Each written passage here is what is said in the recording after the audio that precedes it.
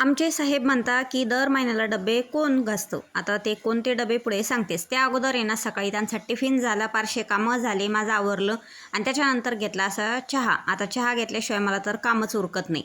ते गेल्याच्या नंतर कपडे धुवून घेतले आणि त्याच्यानंतर छान इथं वॉल कंपाऊंडमध्ये ऊन आलं होतं. ऊन कडकडीत पडल्यामुळं आहे ना तर शेंगदाणे वाळू घातले आणि जिरे पण वाळू घातले. कारण आहे ना किराणा भरला होता 2 दिवसापूर्वी आणि तसाच पडून होता. आणि इथे मला एक सवय आहे, दर महिन्यात किराणा भरला की आपले जेवढे रिकामे डबे झालेले आहे ना तेवढे घासून काढायचे. पोह्याचा, साखरेचा, शेंगदाण्याचा, भरपूर असं चहा पावडर वगैरे बरण्या असल्या ते घासायचा आणि नंतरच किराणा भरायचा. ते म्हटले 2 दिवस किराणा का बरं इथं पडला, तू का बरं भरेना. मी म्हटलं की मी किराणा आबाळ आहे सध्या त्याच्यामुळं मी भराना. ते म्हटले आबाळाचा आणि किराणाचा काय संबंध. मी म्हटलं डबे घासून नंतरच मी किराणा भरते.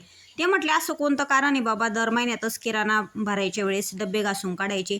मी म्हटलं मी दरवेळेस असंच करते, फक्त तुम्ही बघायला नसता. आणि सध्या तुम्हाला तर चांगलंच माहिती आहे सगळीकडे सध्या आभाळच आहे. कपडे सुद्धा व्यवस्थित वाळत नाही आणि हे जे प्लास्टिकच्या बरण्या डब्बे आपल्याकडे असतात ना त्याला कडकडीत असं ऊन पाहिजे. त्याच्यामुळं मी यावेळेस 2 दिवस किराणा थोडासा पडू दिला.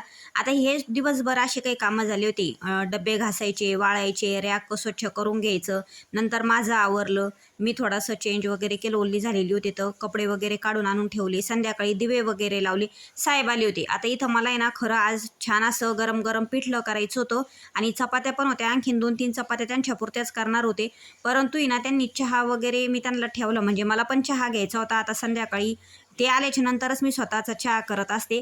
आता मी इथं चहा ठेवला त्यांचा, तर लगेच ते आले. पण त्यांनी ना तर पावभाजीसाठी पाव आणली होती. मग काय आता इच्छा असो किंवा नसो, आता पावभाजी तर करावीच लागणार. त्यांचा चहा झाला, माझा चहा झाला आणि मस्तपैकी इथं मी पावभाजी करून घेतली. आता याचा डिटेल व्हिडिओ आहे ना तर अपलोड करायचा बाकी आहे, तिथे जाऊन नक्कीच बघा. व्हिडिओ आवडला तर लाईक करा.